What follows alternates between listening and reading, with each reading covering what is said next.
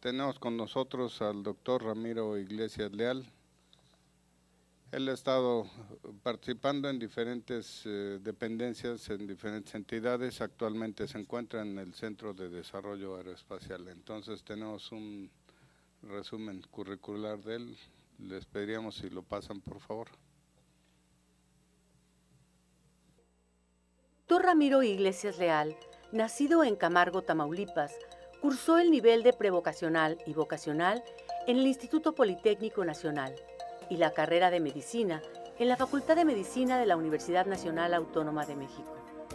Realizó estudios de posgrado en el área de Medicina Interna en París, Francia, en los años 1958 y 1959, así como la especialidad en Cardiología en Londres, Inglaterra, de 1960 a 1962. De 1964 a 1968, en la Fuerza Aérea y en la NASA de los Estados Unidos, lleva a cabo estudios de posgrado en Medicina Aeroespacial.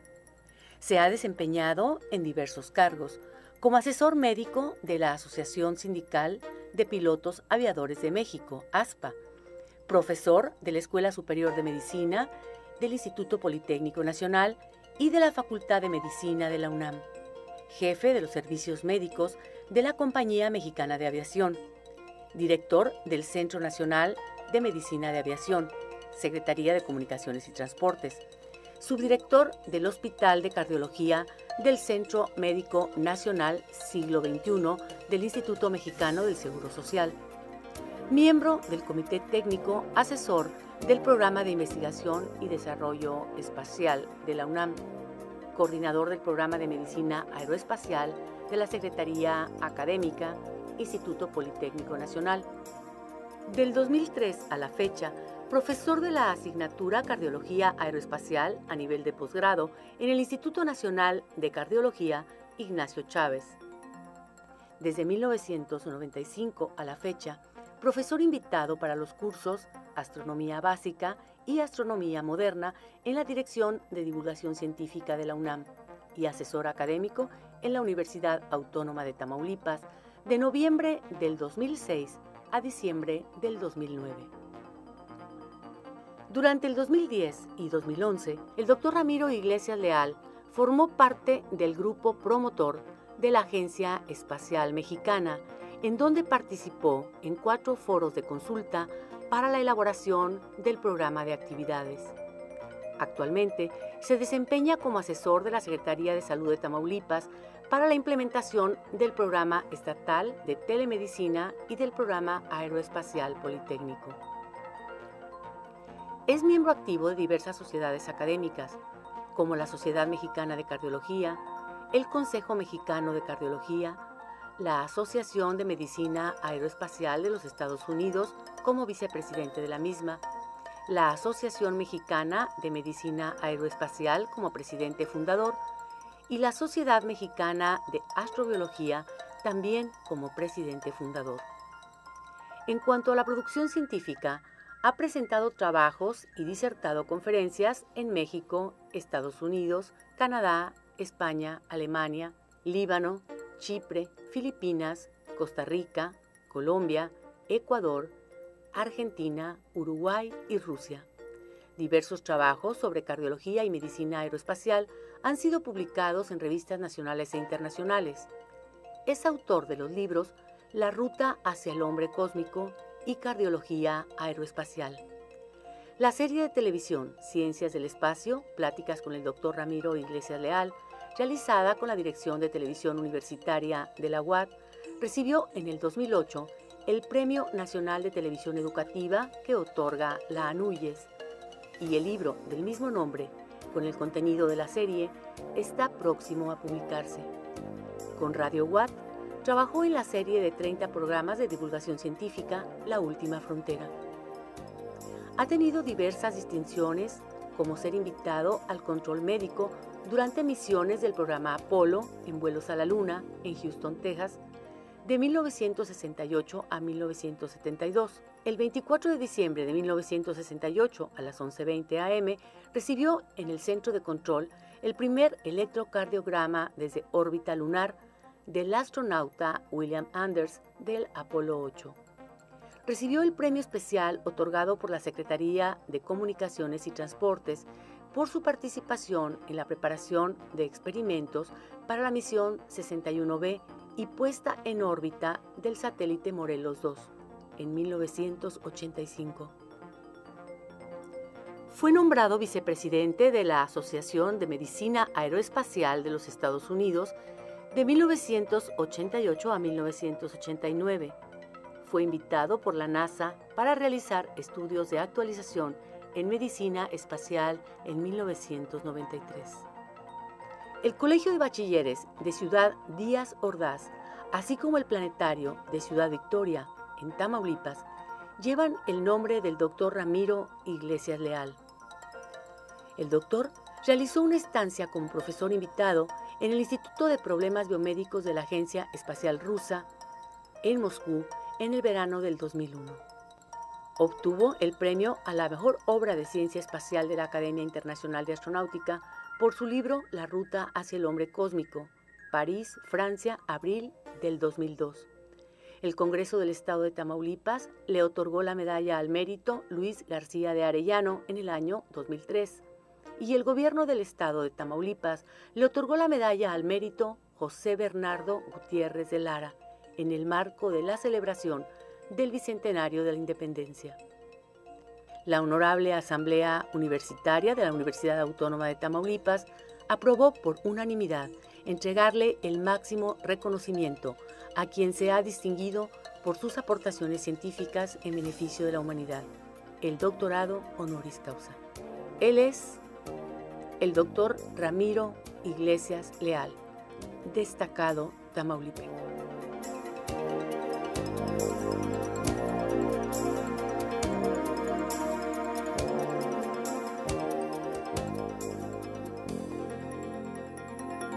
Entonces al doctor Ramiro Iglesias Leal.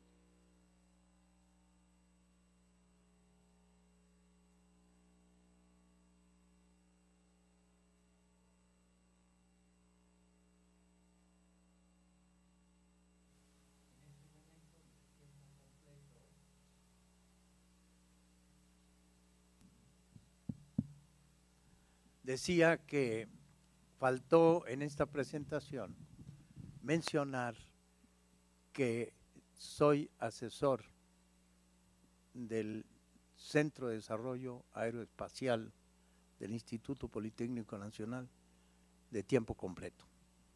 Y allí estamos laborando para incrementar las posibilidades de desarrollo de la ciencia espacial en el campo de la salud en nuestro país. Bien, la medicina es parte de las ciencias espaciales, forma parte importante, no solo porque está a cargo del cuidado de la salud y la vida de los astronautas y de la seguridad de las misiones espaciales, sino porque la presencia del ser humano en el espacio exterior, que se inició casi al mismo tiempo que el inicio de la era espacial, el 4 de octubre, como seguramente muchos de ustedes recordarán cuando se puso en órbita el primer satélite artificial, y 3 años y medio después, el primer ser humano, Yuri Gagarin, el 12 de abril de 1961. La medicina, pues, arranca casi simultáneamente con la astronáutica. Decía que no es solamente las funciones de cuidado a la salud y la vida, sino que allí se está generando un conocimiento distinto, moderno, sumamente útil actualmente para resolver problemas de salud en tierra. Citaré solamente la medicina a distancia, la telemedicina, para el campo, para las comunidades rurales, para los trabajadores de plataformas marítimas petroleras, para los grandes, los internos de grandes reclusorios que no pueden ser movilizados fácilmente a unidades hospitalarias, pero que se pueden examinar y tratar y aún operar a través de cirugía robótica desde cualquier distancia.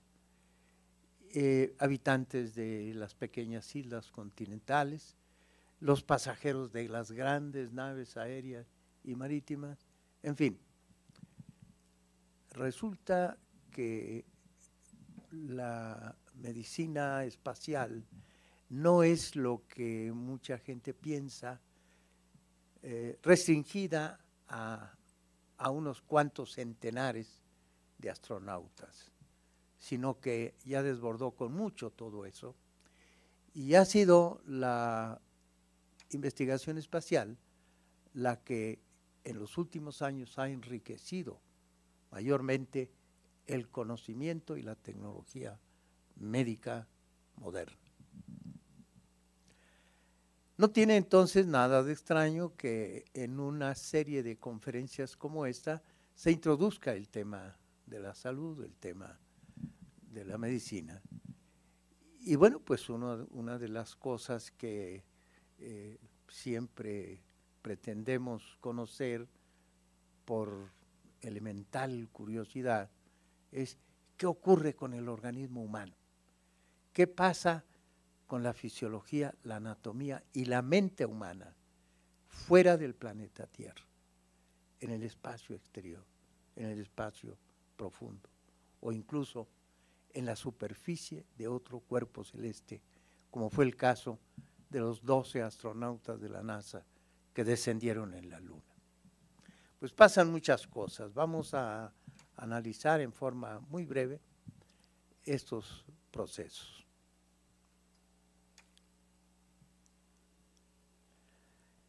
Aquí tienen ustedes estos 3 astronautas de Apolo 11 que se dirigen a la plataforma de despegue, y que traigo esta figura para recordar a ustedes que la fuerza gravitacional terrestre condiciona la fisiología humana, le da ciertas medidas, ciertas características.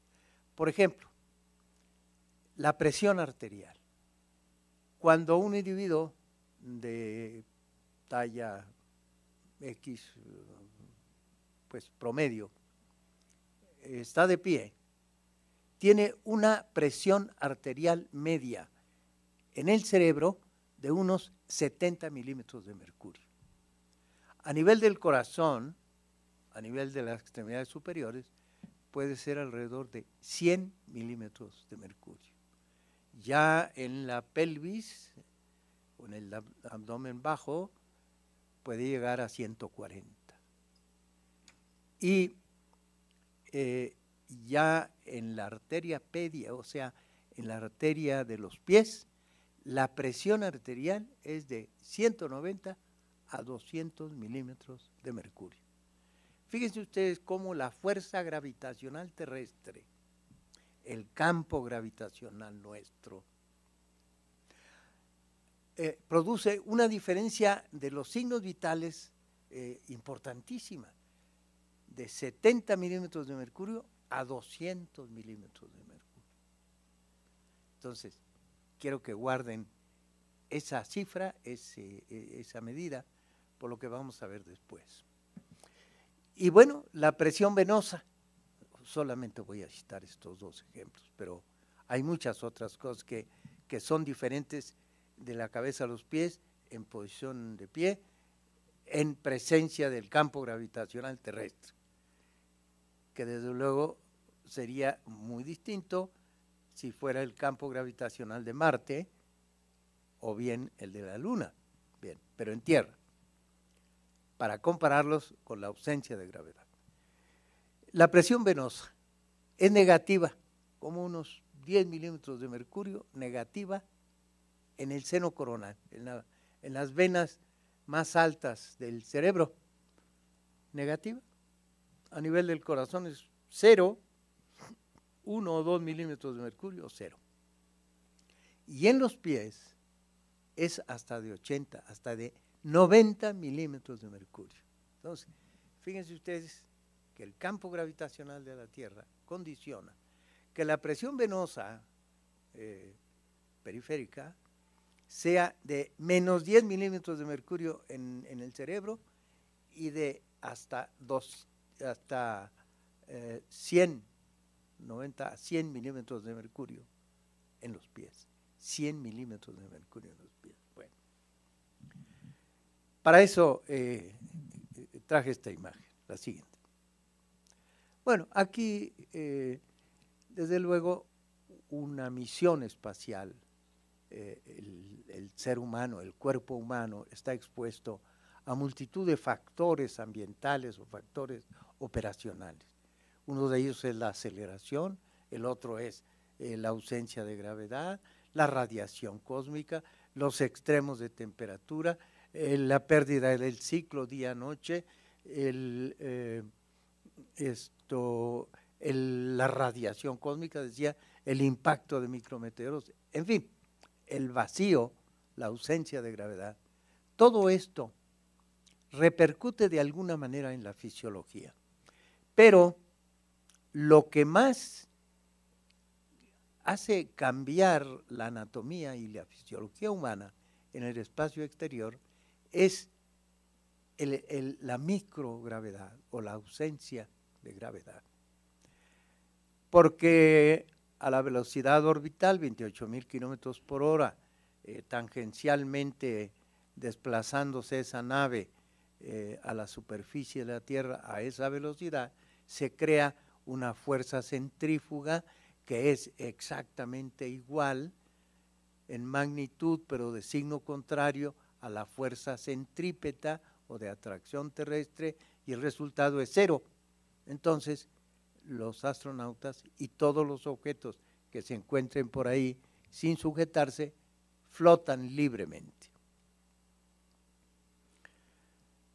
Esta es la postura relajada o cuando se tiene el sueño profundo. Vean ustedes cómo el cuerpo flexionado, igual que las extremidades superiores, las extremidades inferiores en sentido contrario, el cuello, etc. Esta es la actitud normal en posición relajada. ¿Por qué esa actitud?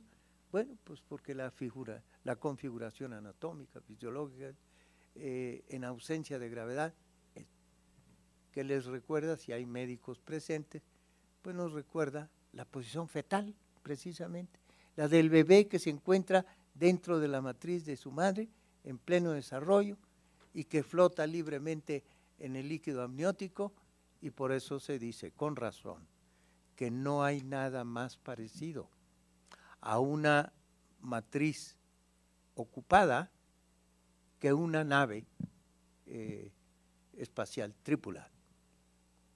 Siguiente. Lo primero que ocurre en ausencia de gravedad con la fisiología humana, es que los líquidos del cuerpo, que normalmente se encuentran mayormente acumulados desde el diafragma hacia abajo, se van hacia arriba, tienden a migrar de las partes inferiores del cuerpo a la parte superior, a reacomodarse, a tener una distribución diferente. Y en esta forma esquemática, a la izquierda ven ustedes cómo la sangre se distribuiría en un cuerpo que está de pie, en posición ortostática, como se dice. ¿Cómo sería la distribución de la sangre en ausencia de gravedad dentro de una nave espacial? Pues se distribuye uniformemente. Ahí ya no hay diferencia ni de volumen ni de presión. Eso es exactamente igual.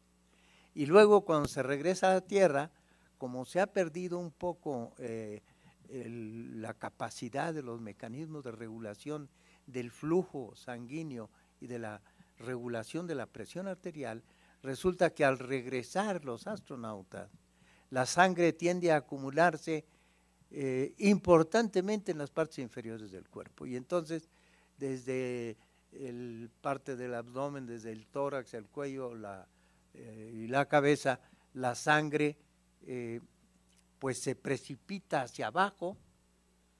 Los mecanismos de regulación del flujo y de la presión arterial como que se han olvidado de su función cuando estuvieron en el espacio, y este es el resultado. Por eso, perdón, los astronautas al regresar a Tierra tienen dificultad no solo para caminar, sino incluso para mantenerse de pie o sentados, porque se ha perdido esa capacidad. Y el resultado es que el cerebro se queda sin presión arterial y casi sin flujo sanguíneo, entonces pierden el conocimiento. Por eso vean ustedes que en los viajes, sobre todo de mediana o larga duración, los cosmonautas rusos, que son los que más tiempo han permanecido en el espacio, ni siquiera pueden estar sentados, sino deben estar recostados o casi en forma horizontal. La siguiente. El resultado de esa redistribución de los líquidos, inmediatamente que se inicia el vuelo espacial, incluso desde unos minutos después de entrar en órbita, el rostro de un astronauta cambia de este modo. En la parte superior es el rostro normal de este astronauta, y en la parte inferior es cuando ya se encuentra instalado en el espacio, y la cara como se hincha y adquiere un aspecto de tipo mongol, un aspecto de tipo de raza oriental. Ese es el primer signo que vemos.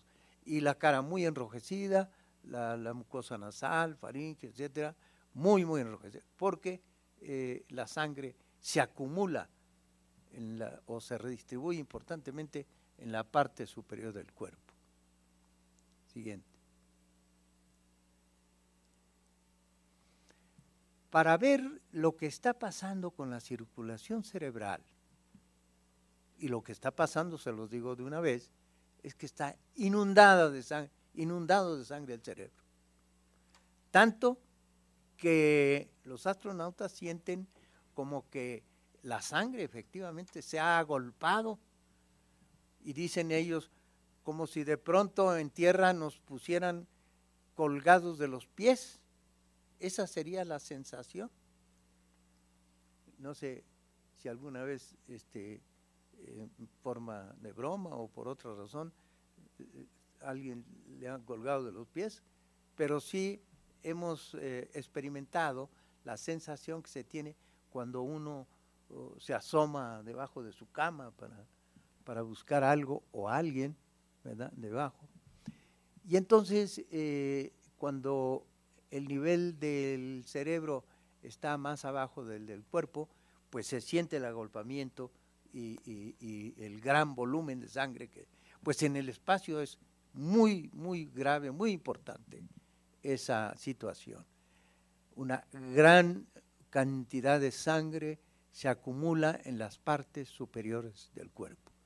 ¿Cómo se puede observar el interior o la circulación cerebral?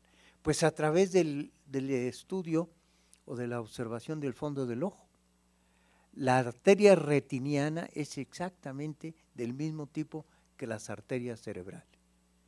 La arteria, la retina y la observación a través de, mediante un oftalmoscopio, es como una ventanita que nos permite asomarnos a la circulación cerebral, pues se encuentran las venas y las arterias sumamente congestionadas. La siguiente.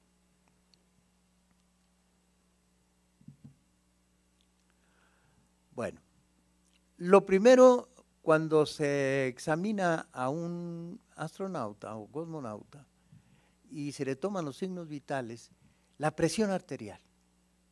Bueno, pues la presión arterial es de aproximadamente en promedio 120/80, 120/70.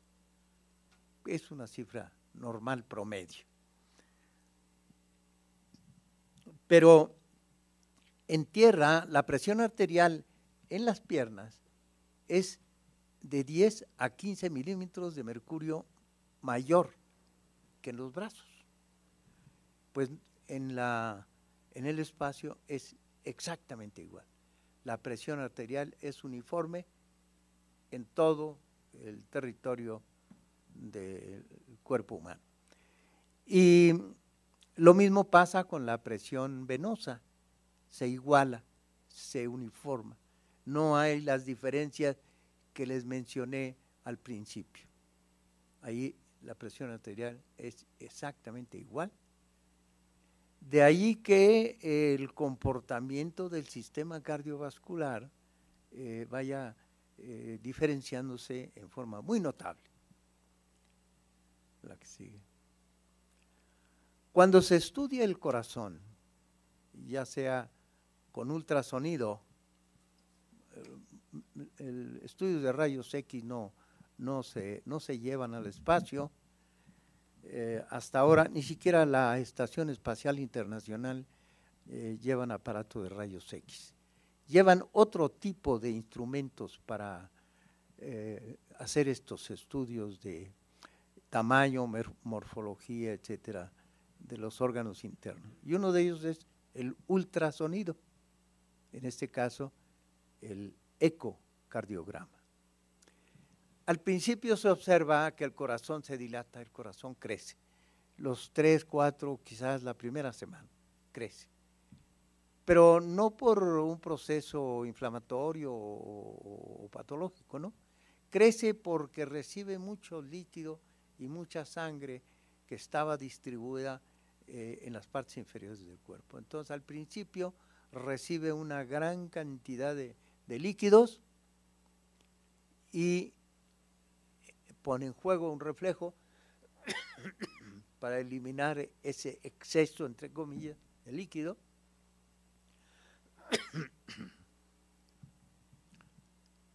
Pero a partir del tercer día o algo así, el corazón empieza a hacerse más pequeño y finalmente queda más pequeño que lo normal. Un 15, un 20% más chico el corazón en el espacio exterior. La siguiente. ¿Por qué se hace más pequeño? Y una vez les adelanto, no porque se haya atrofiado el músculo cardíaco, sino simplemente porque en el espacio exterior se maneja, por una razón que la naturaleza establece, se maneja 1 litro menos de sangre. Un astronauta que en tierra tiene 5 litros, o 4,5, en el espacio exterior tiene 4 litros o 3,5 litros, nada más. Y eso es lo normal en el espacio.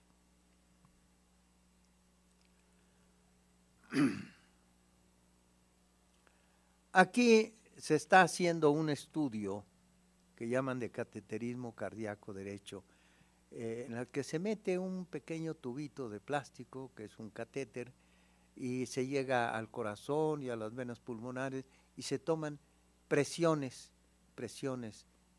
interiores de las arterias, de las venas, de los pulmones. Pero bueno, este ya es un estudio muy especializado, es cateterismo cardíaco, que ya se ha hecho en el espacio exterior. Y lo único que yo podría agregar de novedoso en esto es que nosotros los médicos pensamos siempre, antes de conocer estas cifras, pensamos que la aglomeración de líquido en la parte superior del cuerpo, incluso el pulmón, la caja torácica aloja 800, 900 mililitros más de sangre que lo normal en el espacio exterior. Y pensamos que eso incrementaría la presión venosa central. Pues no, al revés. disminuye. Es un fenómeno que todavía no se le encuentra una explicación fisiológica accesible todavía. Pero ahí está, un tanto misterioso el asunto, pero la presión venosa en lugar de aumentar disminuye. La siguiente. Bueno, ahí son medidas las que siguen. El tórax. ¿Cómo se comporta el tórax? Bueno, lo primero que ocurre es que se acumula, como decía, 800, 900 centímetros cúbicos más de sangre dentro del tórax. Segundo, el diafragma se eleva, 5 o 6 centímetros se eleva. Tercero, el tórax se amplía, se hace más ancho, a expensas del diámetro antero-posterior. Como si fuera un tórax de un enfisematoso, un bronquítico crónico o un fumador crónico. Nada más que la diferencia es que en este caso el diafragma se eleva en lugar de descender como es en tierra. El resultado parecería como que la presencia de más sangre dentro del pulmón y luego haberse achicado, haberse hecho más pequeño, aunque más amplio, uno pensaría que la función respiratoria iba a estar restringida. Pues no, la sangre y el aire en el pulmón, en tierra se encuentran distribuidos de diferente manera. Hay más sangre en las bases del pulmón por la presión hidrostática, por la presión o la atracción gravitacional. Hay más sangre en las bases pulmonares que en los vértices. Y la ventilación, por la misma razón de mayor presencia de sangre en las bases, la ventilación es mayor arriba. Entonces, la circulación en tierra es mayor en las bases y la ventilación en tierra es mayor en la parte superior del pulmón. Pues en el espacio es uniforme, es exactamente. Pero no solamente ocurre eso, sino que los alveolos, que son las partecitas donde racimitos, ¿verdad?, donde se realiza el intercambio gaseoso, donde se toma oxígeno y se exhala el dióxido de carbono, aumenta su superficie en una proporción importantísima. Resultado, se ventila mejor, se respira mejor, con mayor amplitud y comodidad en el espacio exterior que en tierra. Ahí ven ustedes una figura que ejemplifica la gran acumulación de sangre en los pulmones. El abdomen. Al perderse la tracción gravitacional, las vísceras que cuelgan normalmente del diafragma, como el hígado, el vaso, intestinos, el estómago, etcétera, pues ya no tienen peso. Entonces tienden a acomodarse debajo del diafragma. Ya les decía a ustedes que el diafragma se eleva hasta 5 centímetros, entonces se acumulan debajo del diafragma. Y el resultado es que el abdomen, para aquel que tenía un abdomen recto, un atleta, pues se le vuelve cóncavo porque las vísceras migran o se mueven hacia arriba, se acomodan debajo del diafragma. Y para aquel que ya tenía la curva de la abundancia, pues se pierde esa curvatura. De modo que ven ustedes cómo la antropometría va perfilándose de manera muy peculiar. El hombre cósmico va a ser anatómica, fisiológica y mentalmente muy distinto a lo que somos en tierra. Las extremidades inferiores. Debido a la gran migración de líquido desde las partes inferiores del cuerpo hacia arriba y sobre todo, o también, a la atrofia muscular, porque allá ya los músculos antigravitacionales los que nos sirven para caminar, correr, etcétera, estar de pie, ya no funcionan, ya no tienen que mantenerse tensos para mantenernos sentados o en posición de pie, se pierde. Por lo tanto, los músculos esqueléticos y sobre todo antigravitacionales, a pesar de que se hace ejercicio físico en el espacio exterior, se atrofian. Resultado, que las piernas, los miembros inferiores se adelgazan notablemente. De 30 a 35% el volumen se pierde. El resultado es que cuando regresan, las piernas de los astronautas, sobre todo varones, se ven de esta manera. Ya en las mujeres, que normalmente sus muslos son mucho más abundantes, pues el efecto es un poco menor. Pero aún en ellas, en el caso de esta particular astronauta, no fue mucho la pérdida de volumen de sus piernas, pero en la mayor parte de las mujeres también se pierde de tal manera que cuando regresan se les denomina festivamente en la NASA piernas de pájaro, piernas de astronauta, piernas de pájaro. La siguiente. Otro dato antropométrico, la estatura se incrementa de 6 a 8 centímetros, regresan más altos, la cara hinchada, la columna casi recta, las piernas muy delgadas y más altos.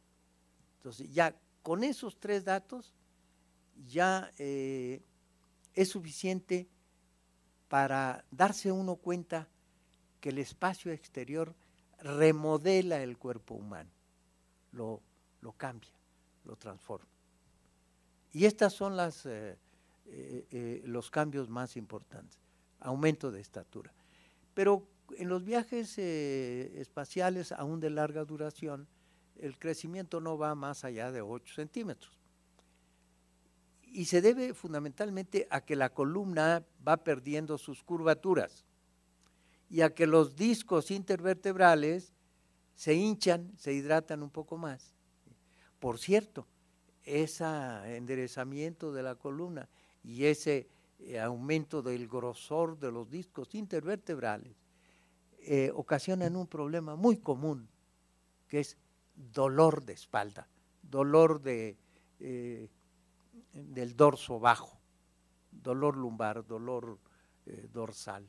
Se quejan muy frecuentemente de eso. Bien, y me faltó decir a ustedes que también se quejan casi invariablemente de mareo, de náusea, de inapetencia. Al principio pierden el apetito, pierden el reflejo de la sed, no toman líquido, no toman alimento, en fin, y viene lo que se llama el mareo espacial, que lo sufre más o menos el 70% de los viajeros espaciales.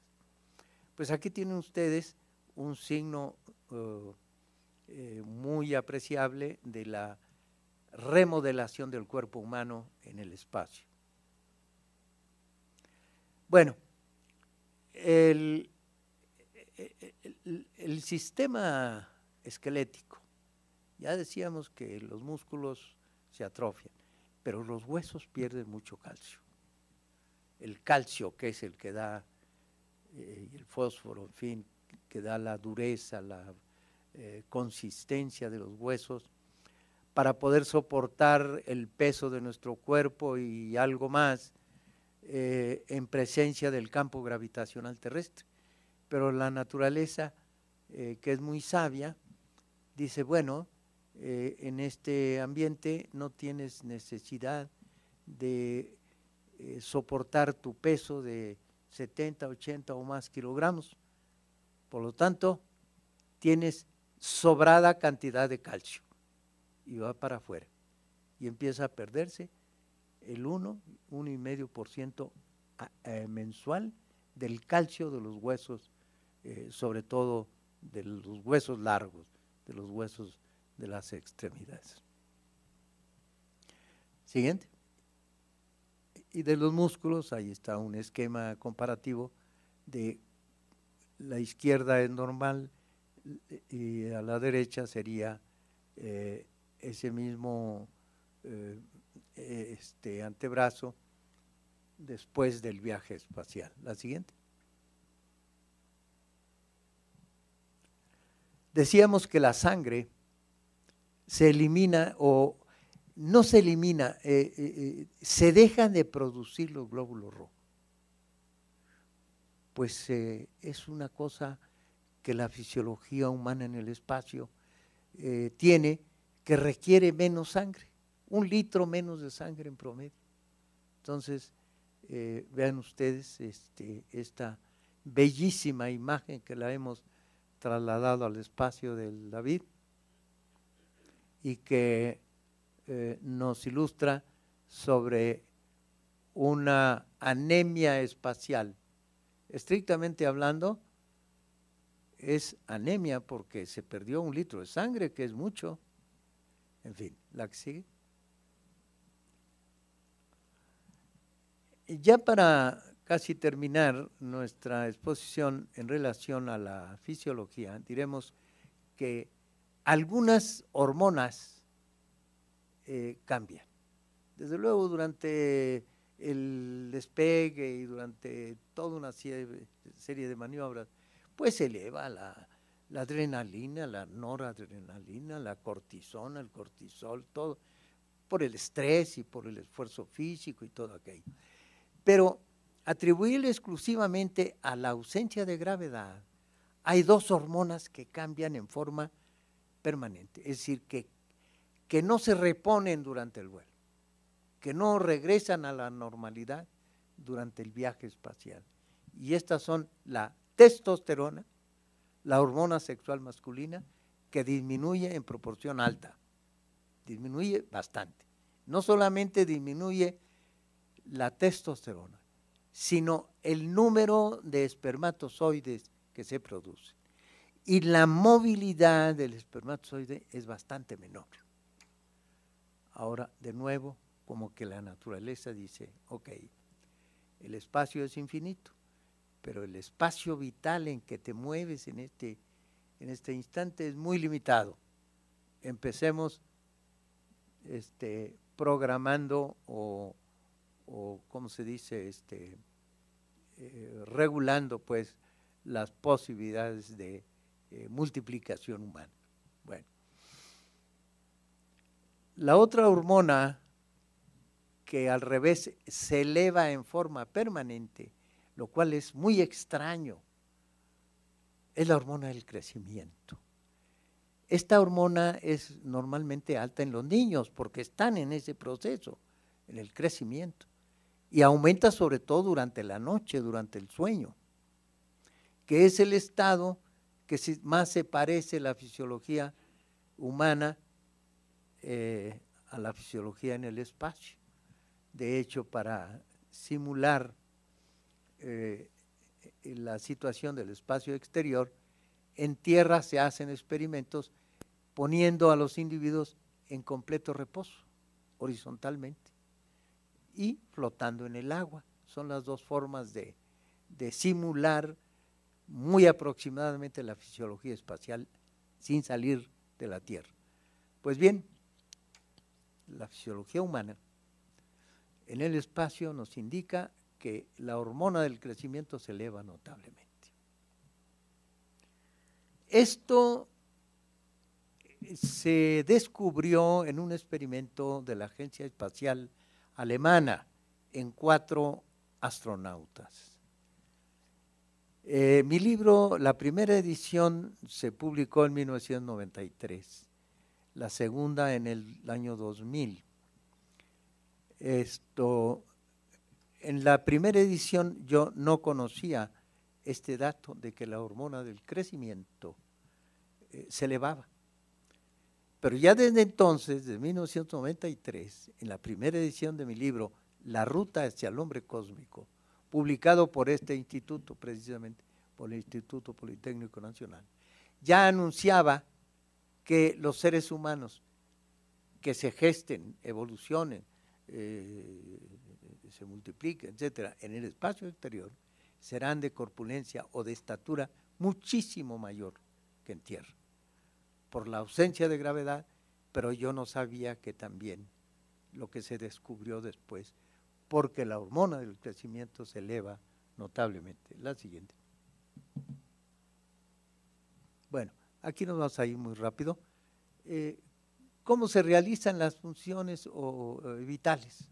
El dormir, bueno, es lo más cómodo del mundo, porque pues ahí no se necesita cama, ni almohadas, ni cobijas, sino simplemente una bolsa de dormir, el sleeping bag, ¿verdad? El que misma que se cuelga en un ganchito allí, en una pared, y ahí los tienen sujetos a la pared con un antifaz para simular una noche de 12 horas, o durante el sueño, las 7 o las 8 horas que duermen. Se duerme placenteramente. Sin embargo, hasta ahora no se ha corregido el problema del ruido dentro de las naves espaciales. ¿Cómo se va al baño? Por cierto, hay un libro completo de un astronauta de Skylab, el astronauta Pogg, cuyo título es ¿Cómo ir al baño en el espacio? Y ahí habla de muchísimas cosas, no solamente de cómo ir al baño, pero para este asunto en particular. Si todo flota libremente, pues ¿qué pasa con las excretas, no? La orina, el excremento y otra secreción. ¿Qué pasa? Pues ocurre que se ha diseñado una taza de excusado muy especial, donde se deben colocar pues los glúteos, y luego se cierra herméticamente, se sella y se crea un chorro de aire de arriba hacia abajo, presión negativa en la parte inferior. Y eso hace que la micción, la defecación y otras funciones se puedan realizar sin contaminar el ambiente de la cabina. La siguiente. Bueno, este fue un lujo que se llevó en Skylab. Aquella nave que se hizo con una parte del Saturno V, y que fue una barbaridad de espacio, ¿verdad?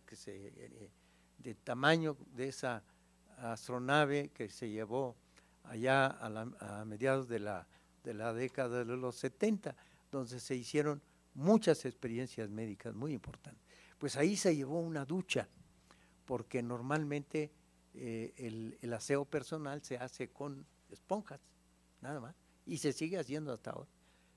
Pero en esa ocasión se llevó una ducha, como esta que ven ustedes, se sella arriba, se crea una presión fuerte de abajo hacia arriba de agua y una presión de succión negativa en la parte inferior, y se dan un duchazo, luego esa agua se recicla y se vuelve a purificar, en fin. Pero es muy problemático y es muy difícil técnicamente y muy costoso.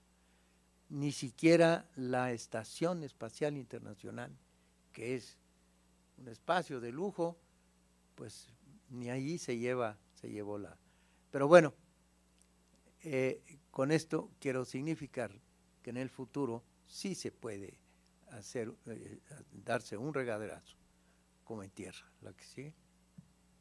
Los alimentos, bueno, aunque todo flota y demás, el puro movimiento de deglución y el movimiento peristáltico del tubo digestivo es capaz de movilizar los alimentos hasta el final. Al siguiente.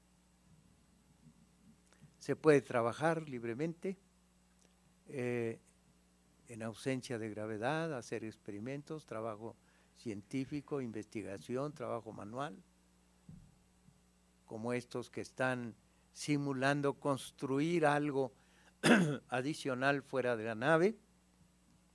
La siguiente. Separarse incluso de la nave madre e incursionar en un territorio cercano a través de ese traje maravilloso. Incluso, y esto para mí resulta uno de los hechos históricos más importantes en la medicina, el que el ser humano puede vivir, sobrevivir por tiempo probablemente indefinido fuera del planeta Tierra, protegido de esta manera. Pero no solamente en ausencia de gravedad, sino en hipogravedad, como es el caso de la superficie de la Luna, en la que los astronautas, los 12 que alcanzaron a descender, pueden caminar, correr, jugar, hacer una serie de cosas. Y la que sigue, ¿cuántos minutos me quedan? 5, bueno. Manejar incluso un automóvil, vean ustedes, jugar al, ¿cómo le llaman? Golf. El astronauta Alan Shepard, comandante de Apolo 14, que estuvo totalmente incapacitado por un problema de enfermedad de Meniere, fue operado, fue recanalizado ese problema, se recalificó y fue enviado a la Luna después de haber estado totalmente incapacitado por 2 o 3 años. Fue el mayor en edad y el que mejor rendimiento dio de todos los que fueron a la Luna. Pues él tuvo a bien llevar 2 experimentos, un martillo y una pluma de halcón, de gavilán, para demostrar que en ausencia de aire, y cualquiera que sea la fuerza de atracción, esos 2 objetos caen al mismo tiempo. Si los sueltas de cierta altitud, la pluma, en cambio, si la sueltan aquí, pues hará una serie de piruetas y demás, y cae a lo mejor ni siquiera eso. Pero en la Luna, como no existe aire, el otro experimento fue darle un golpe a una pelotita de golf que llevó, y la disparó con tanto acierto y tanta fuerza que salió disparada y se perdió en el horizonte sin caer. ¿Por qué sería eso? Por la simple razón de que la gravedad lunar es 6 veces menos que la Tierra, entonces sí cayó en alguna parte, pero mucho más lejos, ¿no? La que sigue. Finalmente, regresan como si hubiesen padecido una larga enfermedad y hubiesen permanecido encamados por mucho tiempo, debilitados, entre comillas, que no es así, adaptados al medio exterior, al ámbito espacial, adaptados, y por supuesto desadaptados al campo gravitacional terrestre, pero sanos, desadaptados y con problemas para incorporarse de inmediato. Pues los cambios anatómicos, fisiológicos, son notabilísimos, pero son aún mayores los cambios psicológicos. Aquí sí hemos observado que cuando un astronauta regresa de un viaje de cierta duración, parece ser un individuo distinto al que vimos partir, no solo desde el punto de vista anatómico, sino desde el punto de vista psicológico. Son seres que regresan con una visión distinta de la vida, del mundo, del universo. Regresan animados de sentimientos de solidaridad internacional, de preocupación sincera, real, por el destino de la humanidad y el destino del propio planeta Tierra. Seres que pues ven ya en forma distinta todo, simpatía para todos los pueblos, comprensión e interés por otras civilizaciones, etcétera. Regresan pues, ahora sí, convertidos en ciudadanos universales. Y algunos sufren notablemente. Y como fue el caso del segundo ser humano que descendió en la Luna, que cayó en depresión notable durante 3 años. Edwin Aldrin, Buzz Aldrin. Otro que de pronto se convirtió, después del regreso, el comandante de Apolo 15, James Irwin, que se volvió profundamente místico, habiendo sido un hombre agnóstico antes de su viaje, profundamente religioso, al grado de que organizó una expedición al monte Ararat, una expedición científica, para tratar de investigar exactamente el lugar donde encalló el arca de Noé. Y él, soportando sus resultados en datos científicos, y hablaba del gran diluvio, que coincidió con la terminación de la última glaciación, que fue hace 10.000 años, que es cuando se inicia la civilización, y que fue cuando se formó el mar Mediterráneo y el mar Negro y el mar Caspio, en fin, todo eso. Y él concluyó, después de 3 expediciones de estudio al monte Ararat en Turquía, que había identificado el sitio donde encalló el arca de Noé, según él. Y bueno, pues con esto lo que se observa es finalmente que hay una especie de sublimación espiritual en todos ellos. Unos como políticos, otros como técnicos de grandes industrias y los demás, en fin, pero cambios notables y permanentes. Por lo tanto, con esto, nada más termino diciendo a ustedes que el espacio exterior remodela el ser humano y lo vuelve distinto física, fisiológica y mentalmente diferente. Y cuando los asentamientos espaciales sean una realidad, se estará gestando un nuevo eslabón de la cadena evolutiva de la raza humana, el Homo cósmico, y por lo mismo una nueva civilización, la diferente o diferentes civilizaciones extraterrestres de procedencia, de nuestro planeta.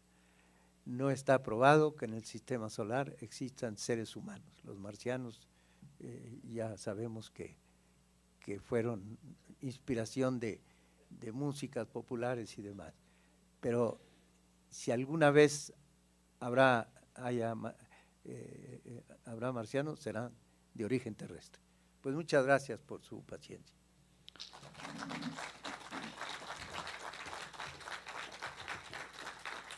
Agradecemos al doctor Ramiro Iglesias su participación y daríamos tiempo para un par de preguntas, no más de 3, si son tan amables.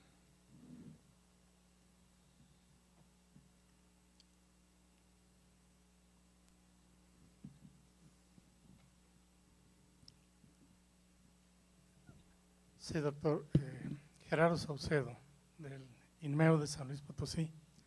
Bueno, doctor, yo quería comentarle y preguntarle al mismo tiempo sobre las posibilidades más cercanas que nosotros tenemos de acceder a la microgravedad, que son los vuelos parabólicos.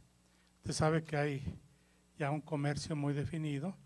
En Estados Unidos está 0G, en Francia pues está aquel avión que parte de Toulouse también y que hace los vuelos de gravedad cero.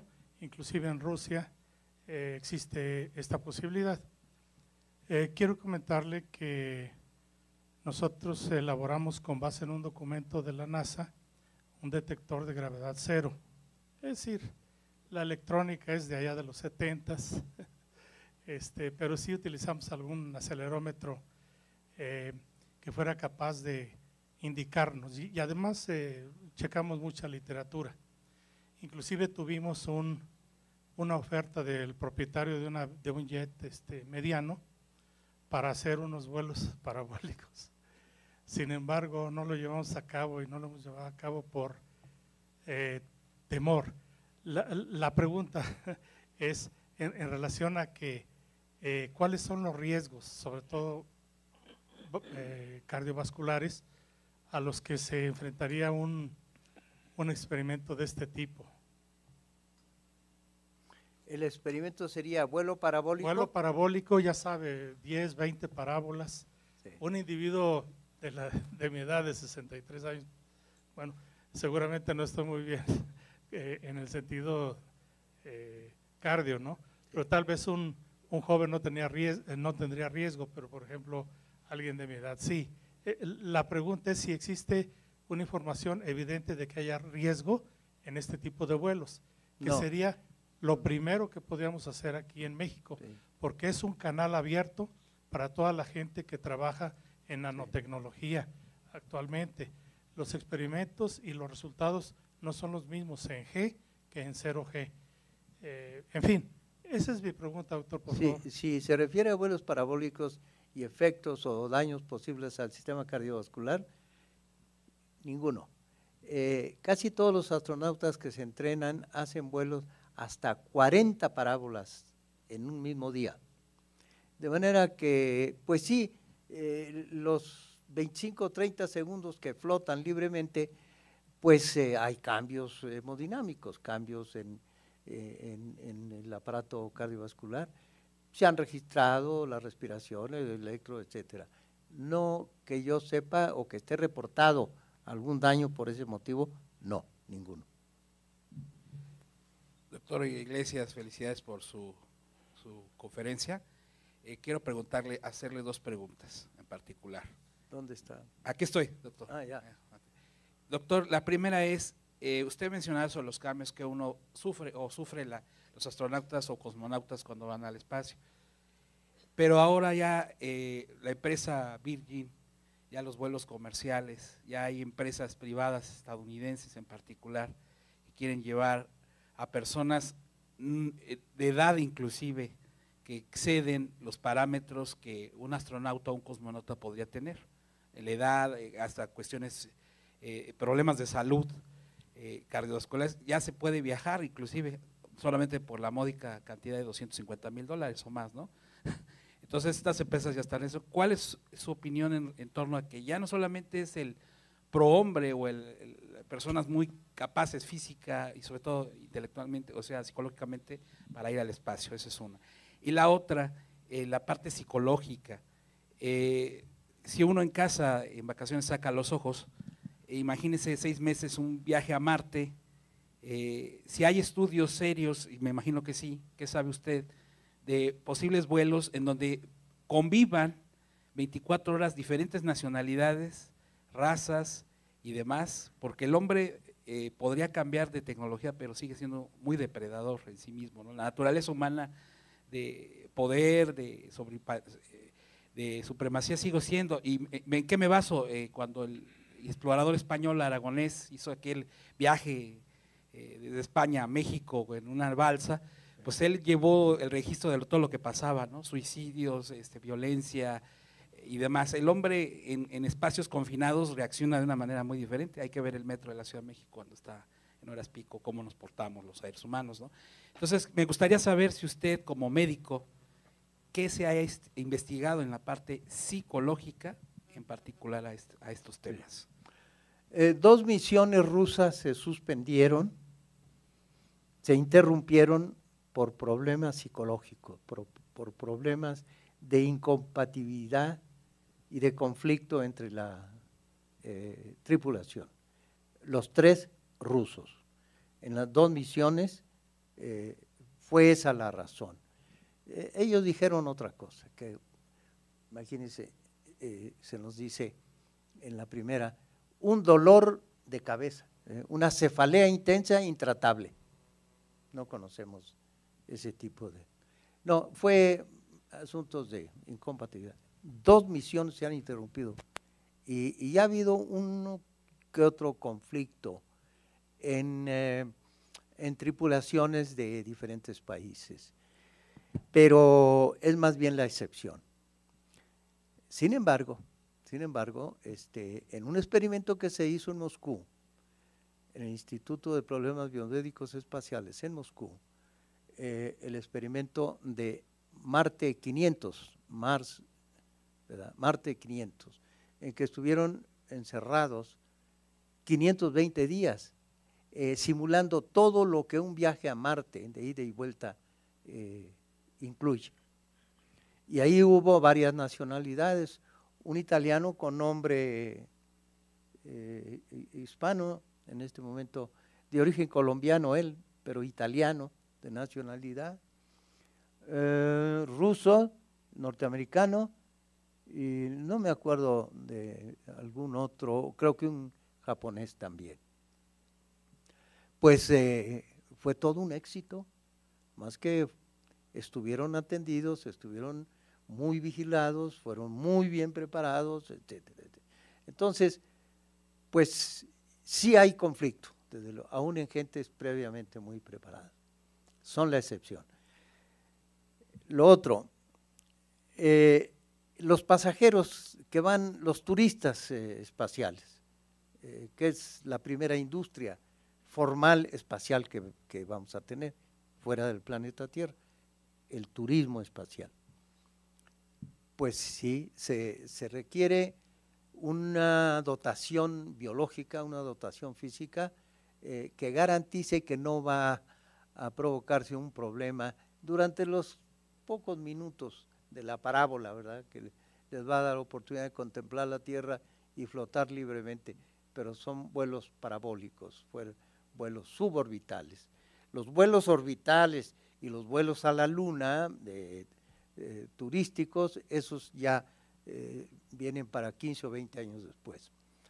Pero los que vienen ya en un año o dos, quizás tres, son vuelos suborbitales, vuelos parabólicos. Se exige una dotación adecuada, una buena salud y un buen control de las emociones y un aprendizaje y una familiarización con todo el proceso del vuelo. Sí es, aunque alguien quiera, digamos, pagar un boleto de $200,000, pero si no tiene las condiciones físicas o mentales para asegurar que eso no va a tener un problema, si no tiene esa dotación, no se le va a permitir volar. Finalmente, cuando las ciudades espaciales sean ya una realidad, lo cual se estima que a mediados de este siglo ya habrá asentamientos, ciudades espaciales en el espacio profundo, ahí sí, cualquier individuo, incluso un incapacitado, una persona que incluso no puede movilizarse, pues será lo ideal que se coloque allá en ausencia de gravedad. De hecho, serán los privilegiados, serán los primeros a quienes se atienda, a los que tienen dificultades para desplazarse. A lo mejor yo entro, pero no, está un poco distante el asunto, no aguanta, pero bien, yo podría ser un candidato porque tengo un problema de columna que me dificulta la marcha. Pero hay todas esas detalles, ¿verdad?, de considerar qué tipo de misión, de qué tipo de misión se trata. No sé si quedó claro. Pues una pregunta más. Acá estoy. Buenas tardes. Soy Erika Carrillo del proyecto Ulises 1, de hecho me toca presentar en un ratito más. Es una pregunta muy sencilla. ¿Cuánto tiempo le llevaría al cuerpo humano hacer como evidentes estas transformaciones físicas en el espacio? Esa es una. Y la otra, en caso de que empezaran a nacer bebés en el espacio, ¿cuáles serían estas diferencias con respecto al cuerpo actual? O sea, ¿cuántos centímetros más tendrían? ¿Cómo sería este retrato de un ser humano que creciera en el espacio, considerando estas cosas que nos acaba de contar, de la hormona del crecimiento, etcétera, etcétera. Bueno, hay un libro que se llama La Ruta hacia el Hombre Cósmico, que se vende en las librerías del Instituto Politécnico, del cual soy autor. Allí en el capítulo 9, perfil del hombre cósmico, cuando digo hombre es género homo, perfil del hombre cósmico. Ahí está la respuesta en varias páginas. Pero en síntesis sería la estatura muy, muy alta. 3 metros, 3,5, 4 quizás, por razones las que exponíamos, que los huesos largos crecen, la hormona del crecimiento, en fin. Sería la cara redonda, como hinchada, y los párpados también edematizados, que le dan un aspecto de raza oriental. Las piernas muy largas y sumamente delgadas. El tórax relativamente corto. Los que no se van a modificar mayor cosa van a ser los miembros superiores, porque en tierra no son antigravitacionales, no están soportando la gravedad, sino están colgando libremente. Entonces, y ya se ha visto que casi no se modifican los brazos, los miembros superiores.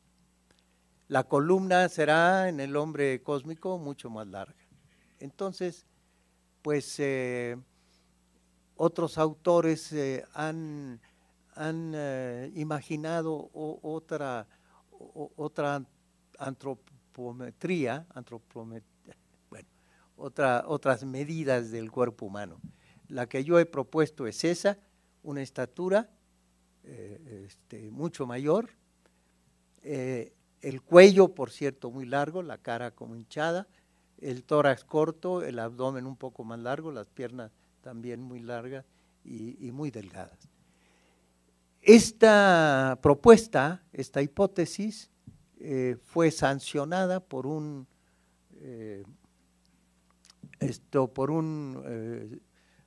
grupo de científicos que otorgan un premio cada 2 años, y mi libro fue premiado justamente por esta propuesta de la transformación humana desde el punto de vista antropométrico en el espacio exterior. Creo que si 16 sinodales de ese grupo de científicos otorgaron su voto en favor de premiar este libro, pues creo que estamos en la dirección correcta probablemente.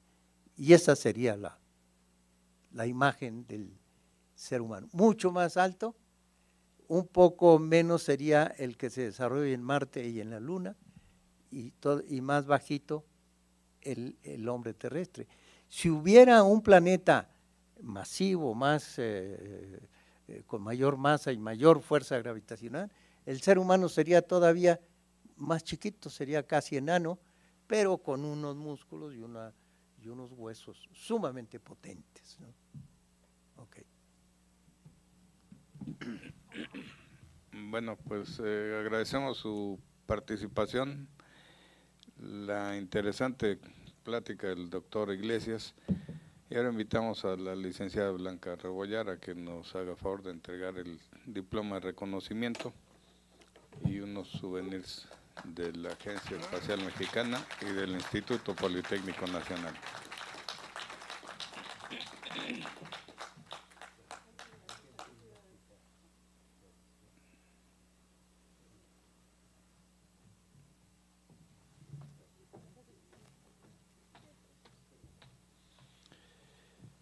Pues muchas gracias, doctor Iglesias.